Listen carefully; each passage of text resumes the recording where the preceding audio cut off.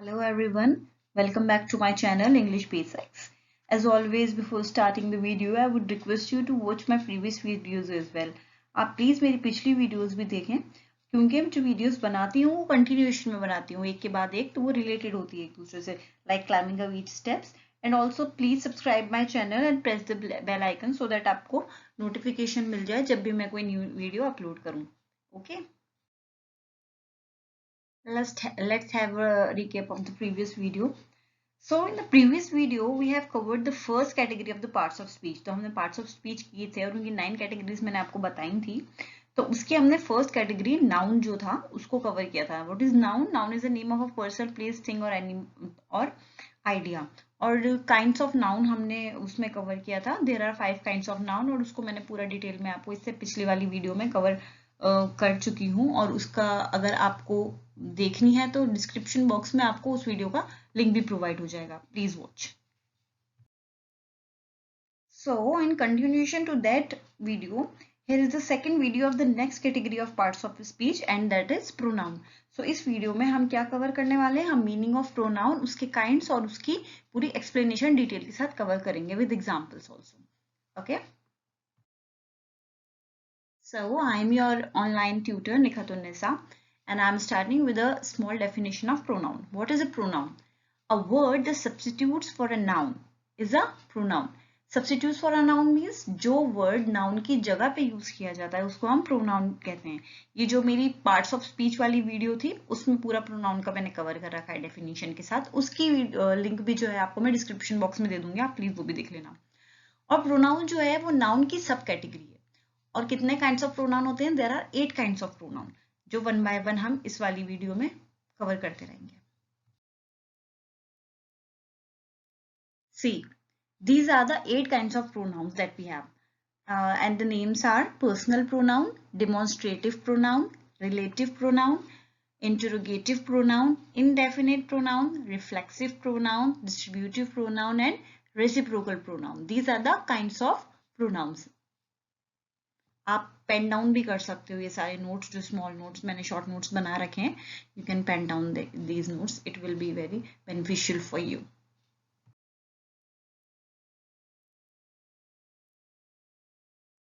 So here is the first kind of pronoun, that is personal pronoun. What is personal pronoun? A personal pronoun is a word used in a place of noun referring to a person.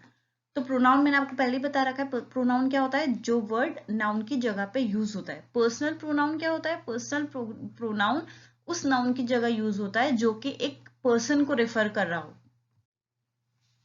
Here is a table for you. There are 3 kinds of person: first person, second person and third person. और इसमें singular plural आपको दोनों show कर रखा है. जो first person है उसमें जो है हम एक आदमी, देखिए यहाँ पे है फर्स्ट पर्सन. सिंगुलर में कौन सा यूज होगा? सब्जेक्ट के लिए आई और ऑब्जेक्ट के लिए मी.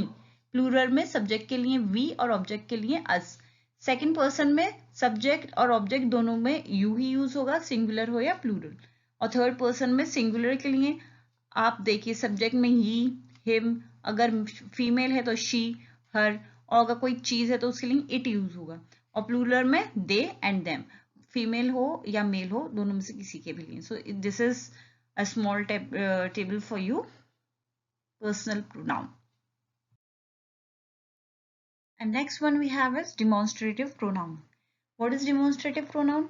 Demonstrative pronouns often distinguish their targets by pointing or some other indication of position. तो डिमॉन्स्ट्रेटिव प्रोनाउन जो है वो इंडिकेट क्या करता है? पोजीशन इंडिकेट करता है किसी भी नाउन की. जैसे दिस हुआ, दैट हुआ, दीज हुआ. तो दिस जो है वो नियर, जो नियर ऑब्जेक्ट होगा और सिंगल होगा उसके लिए दिस यूज करते हैं हम. और जो थोड़ा फार ऑब्जेक्ट होता है, दूर होता है, उसके लिए सिंगल के लिए हम दैट यूज करते हैं. और जो हमारे पास नियर होते हैं और प्लूरल होते हैं उसके लिए हम दीज यूज करते हैं. और जो फार होते हैं और दूर होते हैं उनके लिए दोज यूज करते हैं. So these are the demonstrative pronouns जो क्या इंडिकेट करता है? किसी चीज की, किसी भी नाउन की पोजीशन इंडिकेट करता है. And third one we have is relative pronoun. So relative pronoun is the word that refer back to people or thing previously mentioned. They rely on an antecedent They express relative functions. For example, here is a sentence. The man who just entered the room is my friend. तो इसमें जो noun है मतलब जो भी चीज है या तो फिर कोई इंसान है उसके बारे में पहले से मेंशन कर दिया होता है और उसी के बारे में हम बात करते हैं, वो होता है रिलेटिव प्रोनाउन। जैसे इसमें है द मैन हमने मेंशन कर दिया कि वो आदमी। Who just entered the room, अब हम उसी के लिए मेंशन कर रहे हैं, जो आदमी आया है उसी के बारे में बात कर रहे हैं, तो हमने उसके लिए कौन सा प्रोनाउन यूज किया है, हु। तो ये रिलेटिव प्रोनाउन हुआ, जो अभी अभी रूम में आया है, इज माई फ्रेंड। तो देखिए जो वर्ड है हु, वो रिलेशन बता रहा है सब्जेक्ट के साथ, और सब्जेक्ट क्या है, मैन। तो इन दोनों का रिलेशन है सेंटेंस में, ठीक है। और ये जो मैन है हम ऑलरेडी मेंशन कर चुके हैं, और इसमें आपको बताया है कि जो चीज या जिस इंसान के बारे में आप पहले से मेंशन कर चुके होते हैं और उसी के बारे में बात कर रहे होते हैं सेम सेंटेंस में, तो आप उसके लिए जो वर्ड यूज करते हैं उसको हम रिलेटिव प्रोनाउन बोलते हैं। इसमें ये सेंटेंस है, जो आदमी अभी आया है वो आदमी मेरा फ्रेंड है। The man who just entered the room is my friend. So here who is a relative pronoun. Next we have interrogative pronoun. Interrogative word ही आपको बता रहा है, इंटरोगेटिव मतलब क्वेश्चन। तो the 5 interrogative pronouns are what, which, who, whom and whose. So a pronoun which is used to make asking question easy is interrogative pronoun, used to ask question about people or object. ये जो interrogative pronoun होता है इसको हम question पूछने के लिए इस्तेमाल करते हैं किसी भी इंसान या किसी भी ऑब्जेक्ट के बारे में, उसको हम बोलते हैं interrogative pronoun. So now we have indefinite pronoun. Indefinite pronoun is a pronoun that does not refer to any person, amount or thing in particular. It is used in general, for example, anything, something, anyone, everyone, all, other, neither, much, several, etc.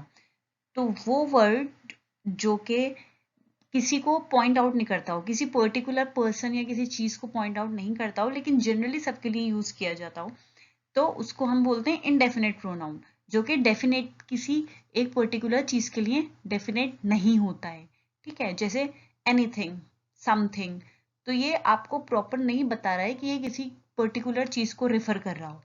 This is used in general, so it is known as indefinite pronoun. So before moving further, I would again like to request you to please subscribe my channel, to please like the video, also share with your friends. So next we have is reflexive pronoun. Reflexive pronouns are words ending in self or selves that are used when the subject and the object of a sentence are the same. तो जब एक sentence होगा उसका subject और उसका object same होगा, मतलब same person को रिफर कर रहा होगा, तो वो क्या होगा आपका रिफ्लेक्सिव प्रोनाउन। रिफ्लेक्सिव वर्ड कहाँ से आया है आपका, रिफ्लेक्सिव वर्ड आया है आपका रिफ्लेक्शन से, मतलब परछाई किसी चीज की। एग्जाम्पल है आपका I believe in my self, यहाँ आई जो है वो सब्जेक्ट है और माई सेल्फ जो है वो ऑब्जेक्ट है, तो ये सब्जेक्ट और ऑब्जेक्ट दोनों सिमिलर पर्सन को रेफर कर रहे हैं, तो my self is a reflexive pronoun of I. Similarly, I'd like to tell you the other sentence example. She cut her finger herself. यहाँ पे she subject है, herself object है, so जो herself है वो she को reflects कर रहा है, so herself is a reflexive pronoun. Got it?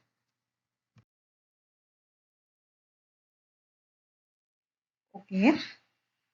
It's distributive pronoun.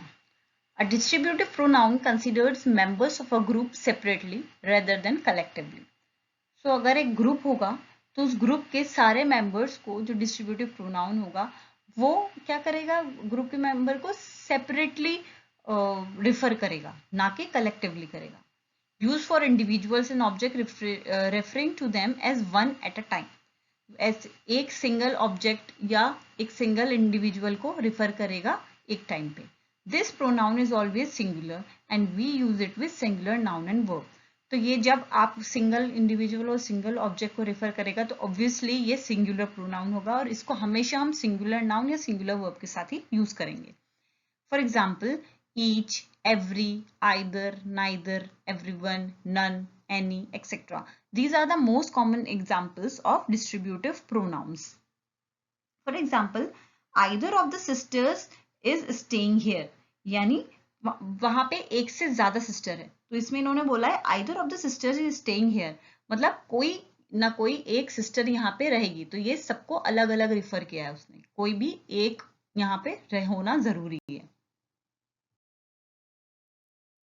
And the last one that we have is reciprocal pronoun. A reciprocal pronoun is a pronoun which is used to indicate that two or more people are carrying out or have carried out an action of some type, with both receiving the benefits or consequences of that action simultaneously. तो reciprocal जो है आपका word reciprocate से आया है. Reciprocate मतलब किसी चीज का रिस्पॉन्ड करना.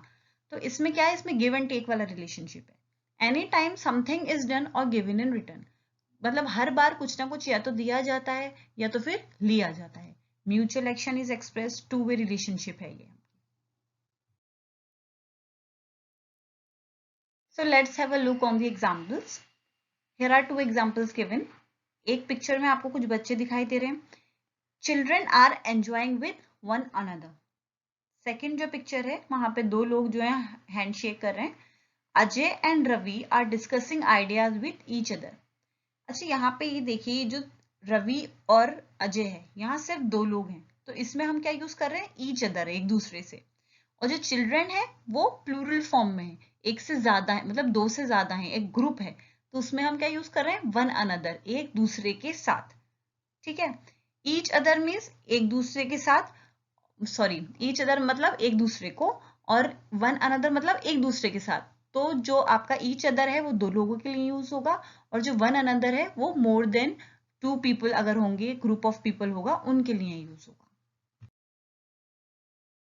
So it's the end of the pronouns and the kinds of pronouns, and we have again the practice time.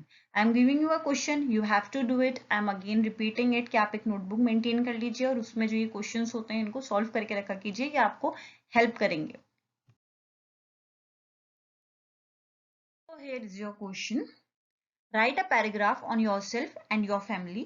Mark different pronouns and mention their names. All kinds of pronouns must be covered. आपको एक paragraph लिखना है, उस paragraph में आपको आपके बारे में बताना है, आपकी फैमिली के बारे में बताना है.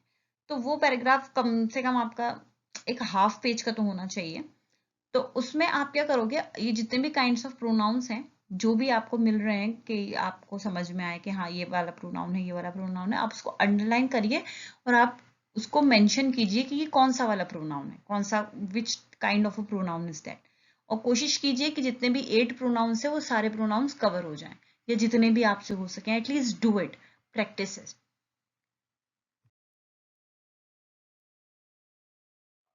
Thank you for watching my video and I hope आपको इससे बेनिफिट मिलेगा. बस आप प्रैक्टिस करते रहिए, मेरे चैनल को सब्सक्राइब कीजिए, अपने फ्रेंड्स से शेयर कीजिए, and help everyone, and thank you. We will be meeting soon. Take care.